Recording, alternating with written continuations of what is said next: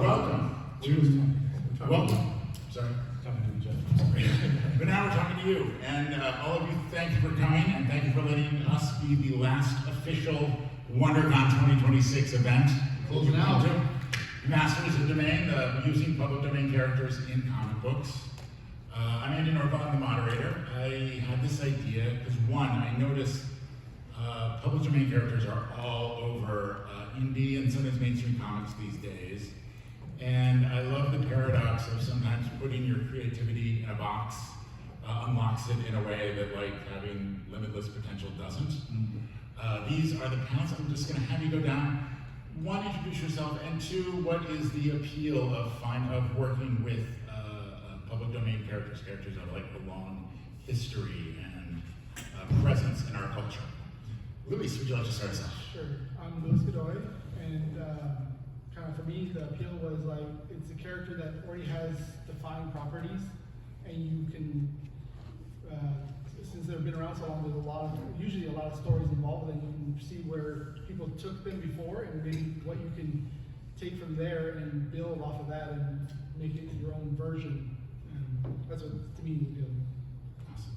Hey, my name is Jennings. Very happy to be here. So similar to what Luis was saying, is like I really like the problem solving aspect of using public domain characters. Particularly, I do a lot of stuff with superheroes, and so you actually have like, you know, particular like subset of rules around how superheroes, tropes around superheroes, and also they're kind of like these wonderful like artifacts. You know, I'm really into hip hop culture as well, so I feel like it's like digging through the crates, so to speak. And so like sampling remakes is something I'm really into as well. Yeah. And the other thing I like thinking about, because of those tropes, there's certain like you know, design aspects that happen in different ages, and so just as an intellectual exercise, I like kind of playing around with like, oh, well, what if this character was in the golden age? I mean, it's gonna be back to the silver age or the, you know, the bronze age, that kind of thing, you know. Yeah. These are just so like high-minded reasons. I'm so jealous of the two of you. My name's Russell Nohlety from PANELISTS and Wannabe Press. My answer is nobody knows who I am or what I do or cares about not one thing that I put out. But if I use public domain characters, I can say, hey, you like Cthulhu though, right? And then once they buy my book and they're like in my audience, I'm like, by the way, I have this other psychological horror book that's like, you don't know, but like is just as good with like out the 100 years of racist baggage on it. What do you think? So like, it's very much like crass marketing at least for me. I mean, it's true though, especially now where it's so easy to put out I mean, not easy, but easier than it's ever been to get a comic book. How do you get noticed? And if you're, you know, young or ambitious, or you know, you want to make a splash, public domain characters are a great way to you know, jump into a larger conversation.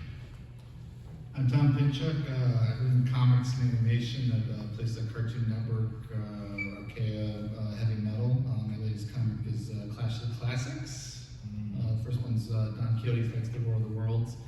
What I like about public domain is the fact that I can burn down the house and be perfectly comfortable that someone else is going to rebuild it as soon as I move on. It's not your house, so yeah. It's not my house either, you know, it's a public house. It's on the public domain. The approach I've been taking is very intentionally iconoclastic. You know, I'm just using iconoclastic, I should say. My operative approach with any of these has been, any of the books that I'm using for this series, is my first thought is how can I ruin the point of the book? And there's something very freeing about that as opposed to, you know, trying to build something to last. So that's been very thrilling, I think, to work with these characters. David Schrader. I did a book called Baby Badass a while ago, and I have a book out now called Henchman with Peter Marietta, Rafael Garcia Henchman from Titan. And I work with Clay Adams with a company called Bloodline Comics, and we started doing some anthologies, and then we did, he came to me with a character called Camilla, which some people know, some people don't. She's the original vampire. I think the novella was written 26 years before Dracula.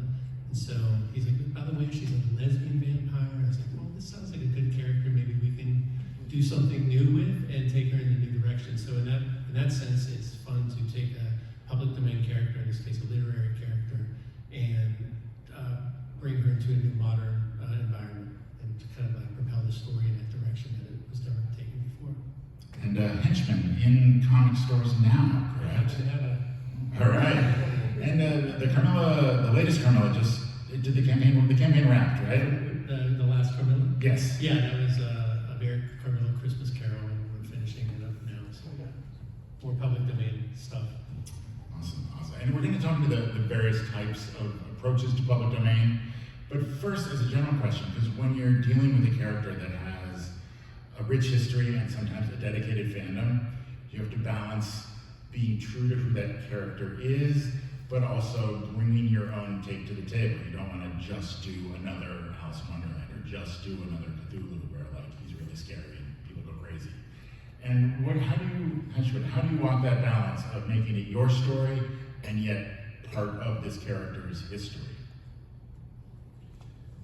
I mean, I find that another operative philosophy with these books was I just always go to the source material, which I kind of find actually a lot of fandom doesn't. Is the truth of it. Usually when people talk about being a big fan of Peter Pan, they're not talking about Jan Barry's book. They're talking about the Disney movie that takes a lot of liberties. Yeah. And I think in every case where I've read the original book, there's always been something surprising to me about this is the opposite of what I expected it to be.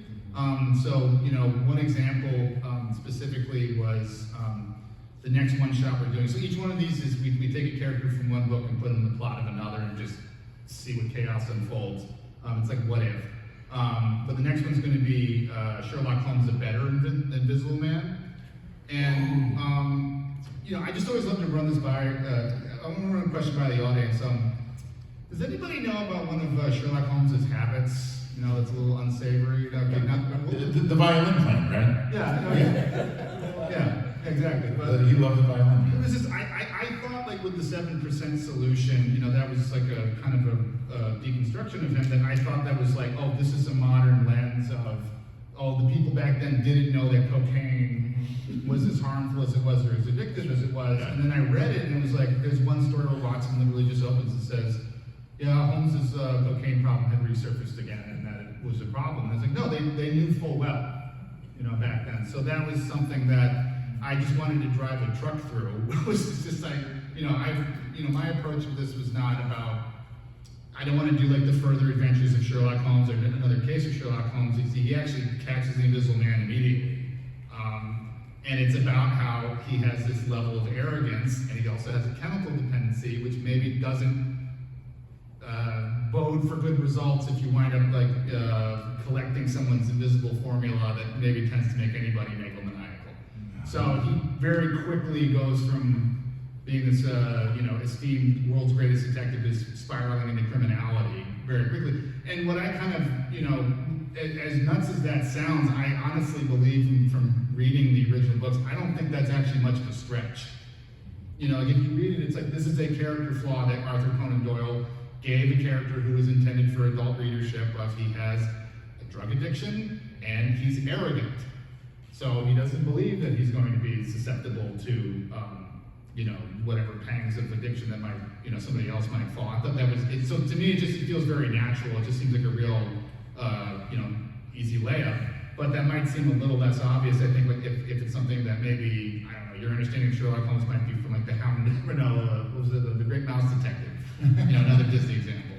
So I just found like almost every case it was just something where it's like I don't even know if the fandom really understands these stories with these characters. Like I don't think I'm really doing anything that's when I'm breaking them I'm not really. I was very careful not to introduce too much that wasn't any like cracks in the facade that weren't already there. Yeah, I mean, I think part of the reason we have Watson is just the stories are more palatable if you have someone who's not quite so insufferable to see it through the eyes of. Well, I mean, Watson is also specifically saying, you have a cocaine problem and we need to do something about it and you're not going to be, this is going to catch up to you pretty soon. What's he doing? It's just a doctor. Yeah, so with each one of these, it's like I've just found that it was, when you go to the source material, it's always surprising because it's amazing how much like the popular conception just sort of distorts things. Nice. So it's cool. You can always sort of go back there to like have a new sense of inspiration of what to do with the character. Yeah, I mean, look, Peter Pan, the next one we're going to be doing is Dracula's Guest Peter Pan, and it's like, again, I thought there were like modern interpretations where people finding Freudian subtext to Peter Pan that was not intended, and then you read the book, and I'm like, no, this is on the surface. Like, this is not, in fact, I would even argue, I don't think it's really a children's book. I think it's really more of an adult's book that children can follow and enjoy, but it's very much written for adults who pick up on, like, oh, Wendy's getting a bit frustrated because she's approaching puberty and Peter's never going to, you know, so I'll leave that where it is. Spoiler alert. Yeah, spoiler alert. Well, I think Pan and Dracula could definitely bond over abducting people. You know, one does kids, one does women, but really, you know, in the Victorian world, that was very close. Russell, how about you? I don't remember what the question is. Oh, how do you balance like staying true enough to the character that people will be like, oh yeah, this is the mythos or the people that I love, but have your own take, your own, you know, new angle to explore. Well, I mean, it helps to pick a good fandom that doesn't suck, because like some people, some fandoms, they want the exact thing. And okay, so a great example is this new the new Pride and Prejudice, not Pride and Prejudice, Wuthering Heights movie. Because it's like Emerald Farrell specifically said, you don't actually know what Wuthering Heights is about. None of you actually want Wuthering Heights, because Wuthering Heights is a freaking crazy book where the second half of it is like a ghost story where like and it's like what you want is like this like fever dream that you remember when you were 13. So like that's why I made this movie. I made this movie because it's the fever dream, what you remember, and then when you read, so when people complain about it, it's like, yeah, but like y'all think this is a romance. Like every person I've ever met who talks about Wuthering Heights thinks it's a romance. You know, like that, like it's like she dies in the middle. Sorry, she dies in the middle. You know, like there's one true thing about romance. It's like they had happily ever after in the middle. At the end, if they don't end happily ever after, this is not a romance. And so like, where's like Lovecraft? Where's like people do not care. Like there's everything. Like they just are happy that Lovecraft exists because like he's a real weird dude. Whatever, like everything from Lovecraft country to like.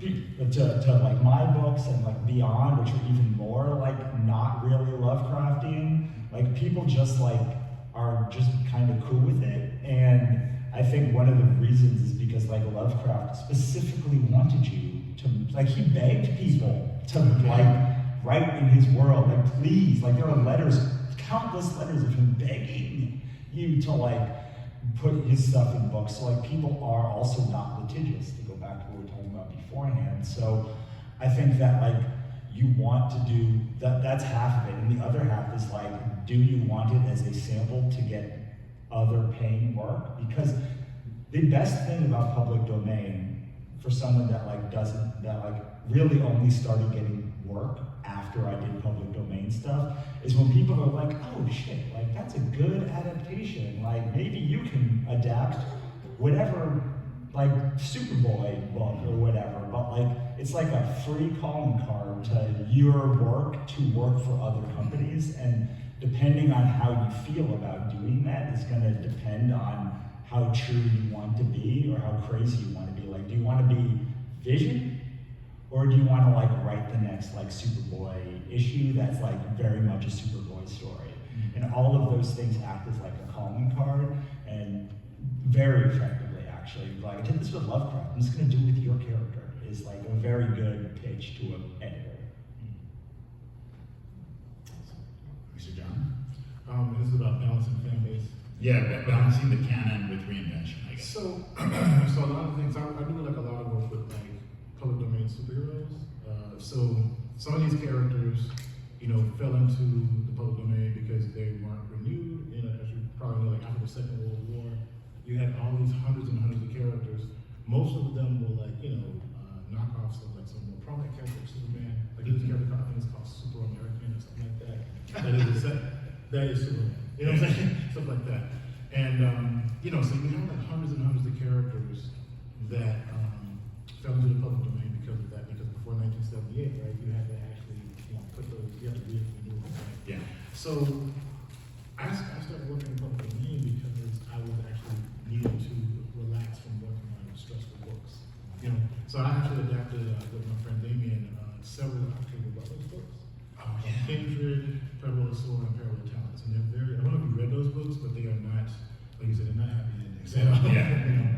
And so while working on them, that's when I started, going and doing some research in public domain, actually redesigning superheroes and things of that nature. But it turns out that a lot of these characters are, people don't know about them too much. I mean, some of the bigger ones, like Daredevil, like the original Daredevil, with the boomerangs. Yeah, he's a, see? Okay, yeah.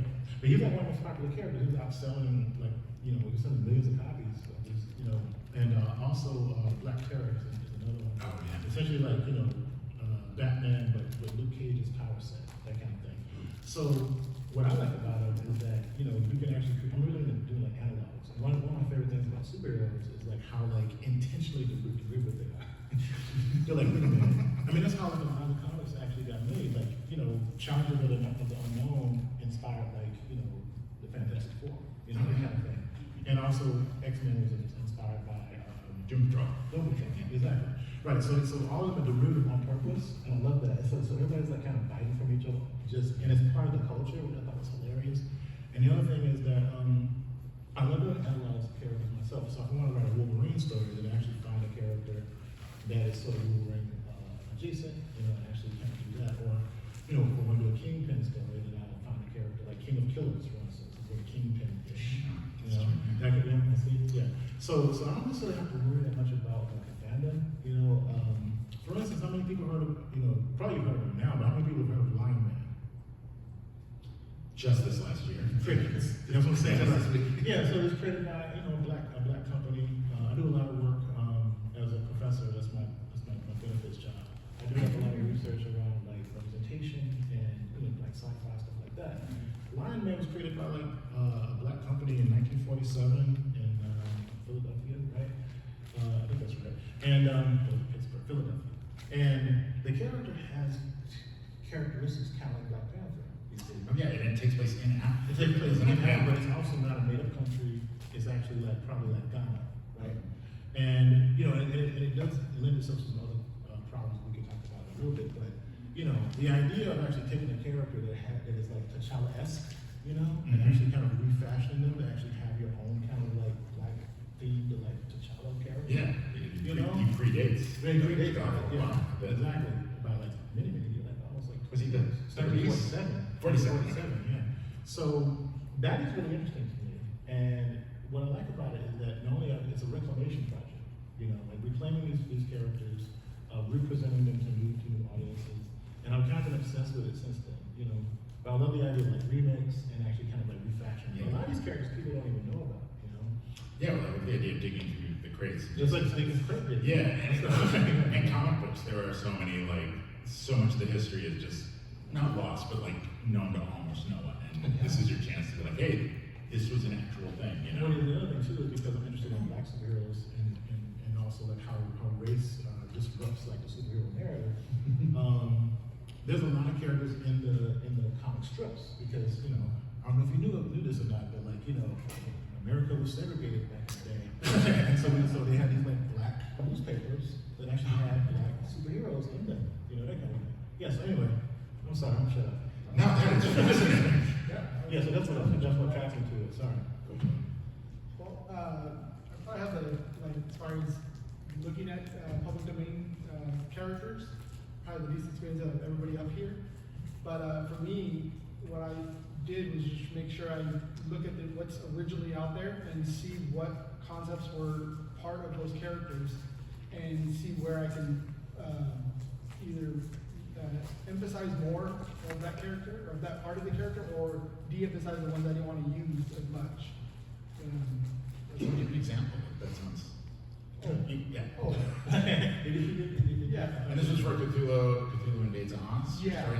Yes.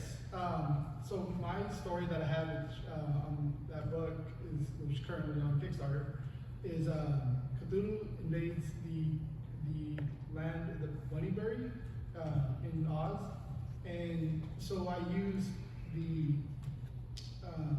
I had to go through a bunch of different sources. Okay, what was actually in the book versus what people put on different like sites and everything, and see, okay, what is common across, and then everything, and then I wanted to make sure that it was the traits that the bunnies weren't welcoming to anybody unless they had a royal decree. So I make sure it wasn't they were very not welcoming to Cthulhu when he joined, not joined. He showed up at their village, I guess. But yeah. Well, he's a god, isn't that a rank of king? Yeah, pretty much. Not to a bureaucrat, I guess. But yeah, I'd like to move into just the various different approaches. And the first one is, finding that gem, that unused character that history's kind of forgotten that you can reclaim. You talked a little bit about Lineman, but I'd like to take it back to David about finding Camilla, who is like amazing because it's like this vampire who predates Dracula. Yeah, I mean, I admit that I didn't know. Clay had mentioned it to me because we were doing the anthology called Nightmare Theater. We've done 3, and Andy has a story in one of those. Russell has a story in one of those. And he mentioned Carmilla, and so it just seemed like something that lended itself to being updated. So we set our first one in 1973, and she's part of like a rock band show, and she's kind of hiding in plain sight. But we wanted to set it in the dawn of like the modern feminist era. And so basically, after feeding on girls, like she does in the novella for I don't know how many years, we thought it'd be interesting if she said, well, maybe I'll just focus on really bad men, and that's all she does. So she's basically turned into like a vampire Dexter. And so the longer she lives, the more her targets become richer, literally richer, and like more powerful. And so in a very Carmilla Christmas, which we just Christmas Carol, which we just did this past holiday, she takes on Eloise or Spooge. So we took the world's richest man and kind of morphed him into Scrooge, and it's kind of a take on what's going on in the world right now, and just a way to bring her into the modern era.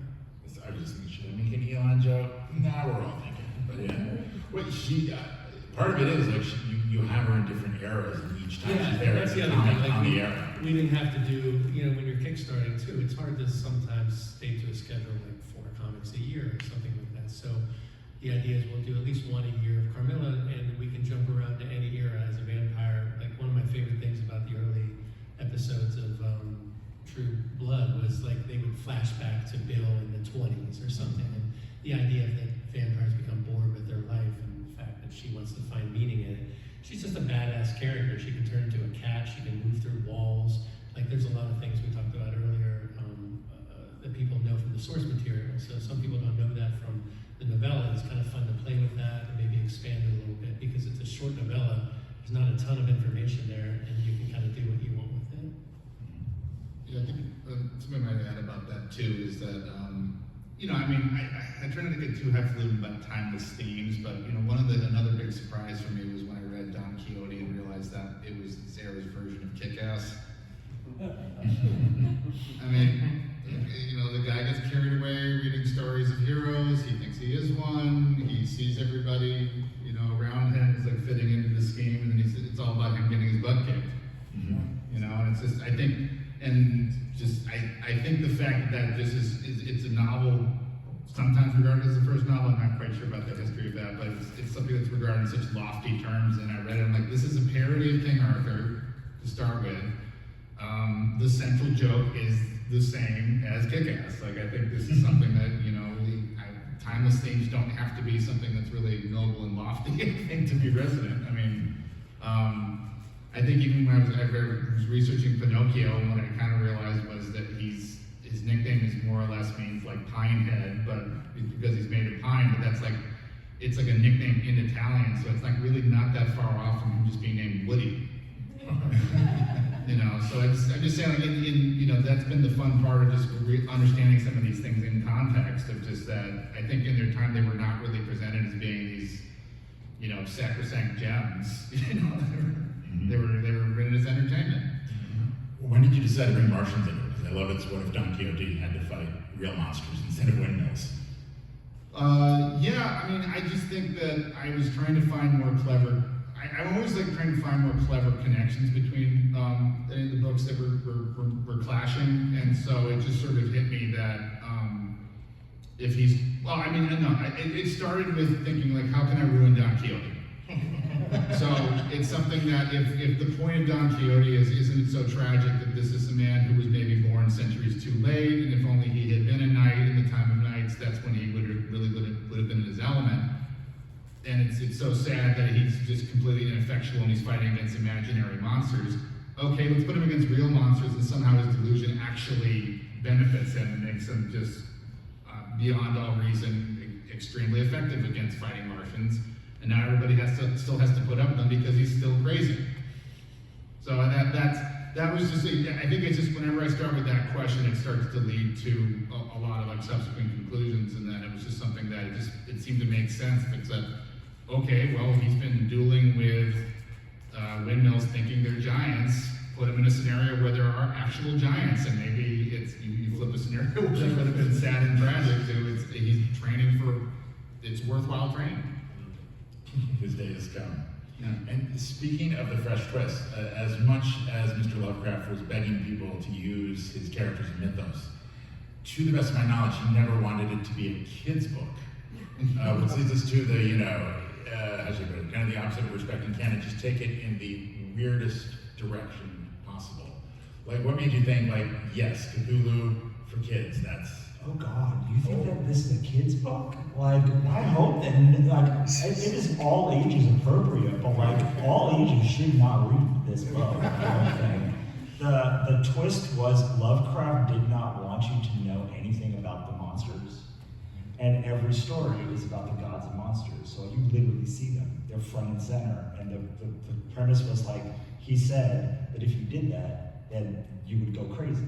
And like, the world is already crazy. So like, you should be able to see all of the monsters that like we have talked about. And except for the Call of Cthulhu game, there is almost no information about any of the monsters or gods of Lovecraft. Like, they generally show up in the last 5%, maybe 10% of a book, but it's almost like the last scene, and you don't even see them. They just like make you crazy. Like, he's like, then you saw the light and you went crazy. Or like, then, so like there's these things where like, Asimov was in like one paragraph of one story, and like, and people want, like, everyone wants, because likes a good monster story. So it wasn't, because my friend did this book, C for Cthulhu, and like it was like kids Cthulhu ABCs, so like I did not come up with that idea. And now there's a Minions movie that's gonna have a kid-friendly Cthulhu, and like I cannot wait for that. But yeah, I think the conceit, well, I love what both Tom and Dave said, but like I think the conceit was like, what is a thing that is missing? I like to think about like, where can a property fit in an ecosystem where it is a benefit? And I just like, look, I'm a middle-aged, like, white het cis guy. Like, do you know how many white het cis Lovecraft stories there are? Fucking almost all of them. Almost every single one of them. Yeah. And so like, I was like, I don't need to be like write this another, and almost all of the Lovecraft stories are like pretty formulaic. Weird guy goes to weird town, meets weird cult, gets his brain broken by a Lovecraft monster. Like, there's not a whole lot of originality in like any of that. And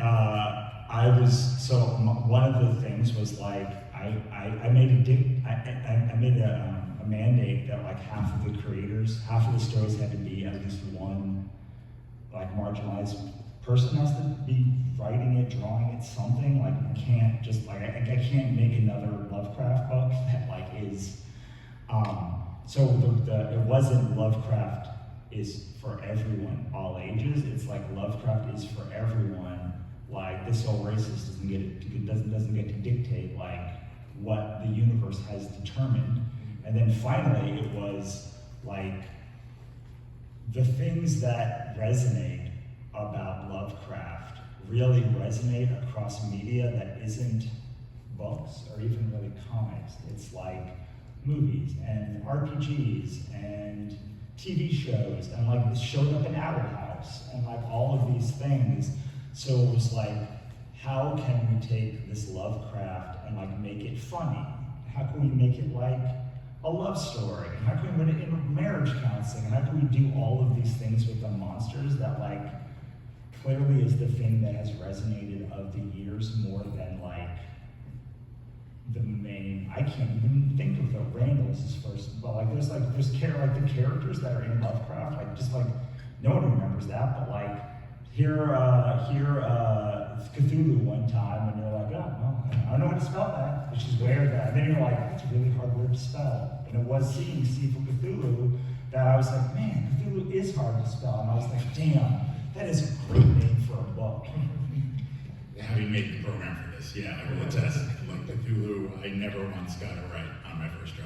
It's the word that they misspelled the most. And there's some crazy ass Quixote, like there's some cute ones that just have like 5, like you should never be able to spell. And like Cthulhu is still the one almost everyone can spell. I mean, he said, like, what's a name that no human would think of? I think of the second H is for horror. If you do that, you'll never forget that second H is what most people miss. Oh, the Who, yeah. Yeah, I forgot that old RPG game. I think that was, anybody else here, that was their introduction to Cthulhu, the role-playing game? Nope, okay. it was perfect for the mythos, because you had sanity points, and the end of the game was when you lost too many from having adventures and went insane. It was like the opposite of D&D, essentially. It's like the Mad Magazine board game where you have to lose money. Exactly. Except you didn't want to, it's just sort of that was the cost of playing the game. Or like a game of life. But that actually leads me to anthologies. I see a lot of anthologies using public domain, and we have some public domain editors and and a contributor too. Talk me through the process. You touched a little bit about it. Luis, on pitching to it was a public domain Cthulhu Invades Odds anthology, and like just sort of how you found out about it and what your approach to it was. Well, in one of the discords for the publisher, Travis Gibb, he was looking for, because he had already published one, I don't know, like 5 to 7 years ago, something like that. And he wanted to come up with a new version, but with at least 5 to 8 more stories. And he had a list of characters that, okay, in the first book we did these 10 characters. I need to do 5 or 8 more. Here's, if anybody's interested, let me know. And so I said, well, I like these 2 characters. And then he DM'd me directly, he's like, okay, give me a story about the King of Bunnyberry. And so from there, to send him like a paragraph or 2 of what the story would be. He liked it, and then from there I wrote him, he's give me a 5-page script next week. And so I sent him a script, and then he liked it, and we went from there. And we also have some editors. I mean, Russell, you edited 3 Cthulhu's Hard to Spell anthologies, and even though it wasn't public domain, it was definitely like horror with David. Talk about how you, how should I put it, curate and find stories that play in a universe in a way that you think fits for an anthology. Well, I'll let David handle all of that part, but I will say the easiest way to get into an anthology is to do the thing with the lowest page count. Like everyone does the thing with the highest page count, and like I can only accept so many of them, and also the odds that you're going to be able to write a story that resonates over the highest page count is almost 0. So like I'm going to hire people that like John, like anyone on this panel to like do those stories, because like I know that they're going to be able to deliver that. But like I will almost always I had like a 90% acceptance rate from like stories that were like 2 pages, because like there's always 2 pages. I can always have 2 pages. I can always add 2 pages to a book. Like I would always add 2 pages, but I will almost never add 8 pages unless someone A is a name and or B can like, I know for sure can deliver a story. But man, a flyer, I so wish that like people would go on the low end instead of the high end when they submit to anthologies. It's a good point. It's one of those things that sounds easier, but it is so hard. The shorter it is, the harder.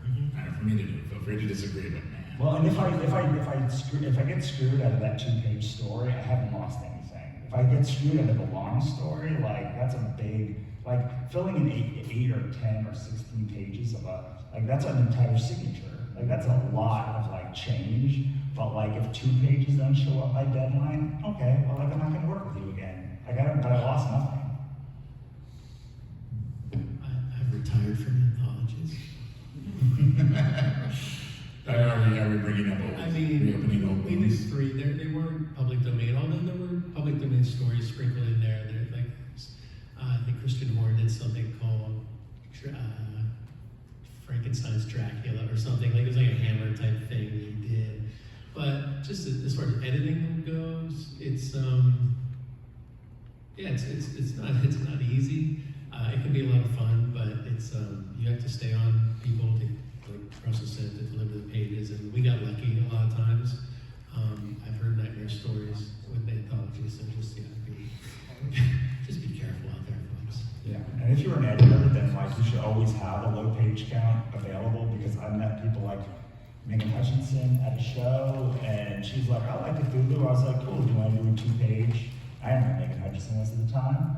I was like, oh shit, like you are like, you're like you. Okay, well that was great. And like, if you meet like John or any of the people on this panel, like, hey, do you want to do 1-page story? Like the odds that someone's gonna be like 1 page, fine. And the odds are that if they have a page rate, like that you'll be able to hit 1 or 2 pages and be able to pay that page rate is just so much better. And so many people don't have that low end as like a submission criteria. Mm-hmm. So it just becomes almost impossible to like make the math.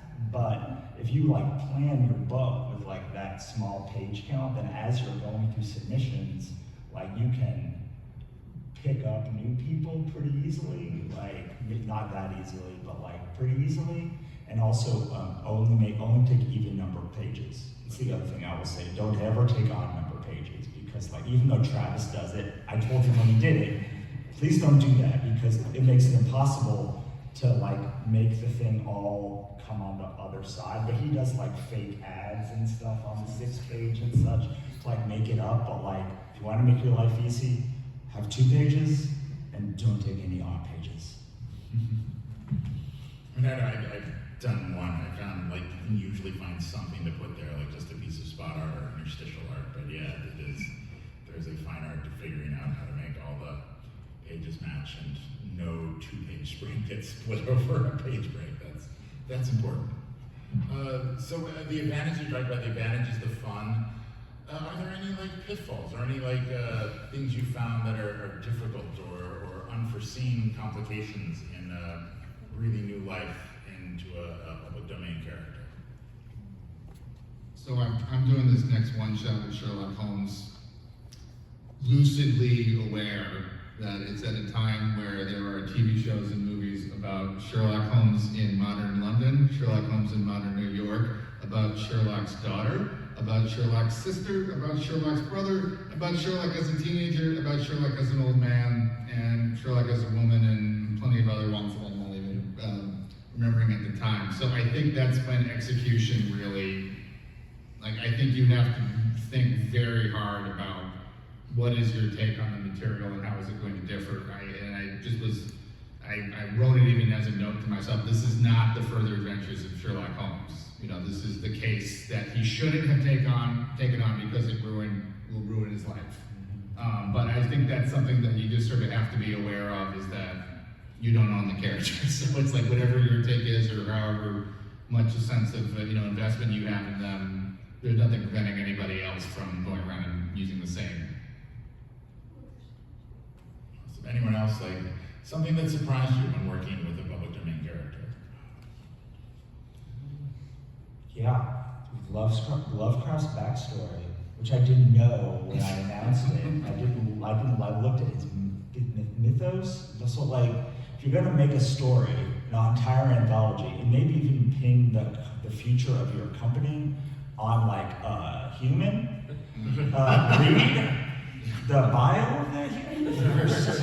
Because like, I have had to spend so much time defending my defense of Lovecraft. And like, I don't like him either. He sucked, but like, whatever. Like, he made some cool. His suckitude also is the reason why his stories are so like weird and great, because like it's the fear of literally everyone that drove him to make all of these like super horrible, crazy characters. And like, without one of those things, you don't get the other. So like, but I don't like him either. He sucked. I wouldn't have been friends with him. He's from there. Probably wouldn't want to be friends with any of us either. I'm trying to think of there's always I mean, you're mentioning Sherlock Holmes. I see a lot of also the prequel or the sequel, like 10 minutes? Yeah, no, You want to take a question? Let's take questions, yeah, because no one here has done prequel, but they're out there and they're good. But now, questions. Yeah, you got a question. So, somebody new to public domain, can you tell me what is public domain and what is not? No. It's real, like, this is honestly the biggest pitfall, is like, especially if you're doing something like Lovecraft, because of the fact that you used to have to apply for public domain, and then you had to re-register public domain until 1978, right? That's right. 78? Yeah. Like, after that, basically anything made after 1978 is It's left it's the copyright. office. Like, don't even think about that. Yeah. But like, for Lovecraft specifically, there are characters that are in the public domain. There are characters that are definitely not in the public domain because they were created after 1978. And then there are ones that are nebulously in the public domain because like just the copyright, you wish the Copyright Office had better records, but like they just do not between like the 30s and the 60s. So like you just, like, that is why it's really important to pick a public domain that is not litigious. Yeah, the older ones are good because, like, well, first of all, they're public domain because everybody knows them, as opposed to everybody's forgotten about them. And then there's also trademark. I should also say, I don't think any of us are lawyers, and it gets super weird. Like, I think Captain Marvel is technically public domain, but DC owns the trademark. Exactly. Yeah. Well, one thing that I ran into that we were talking a little bit about before the panel is, there's always like the letter of the law versus the execution of the law. Oh, yeah. And so I might be wrong about this, I just was sort of warned, just don't even bother with anything that was created by the Edgar Rice Burroughs estate, is because even though Tarzan might technically be in the public domain, his estate is very active. And so I'm kind of speaking off of a little bit of speculation, but my hunch is that if Warner Brothers wants to do a new Tarzan movie, they're not really going to go after them. If you do Tarzan, they understand that they can win or scare you.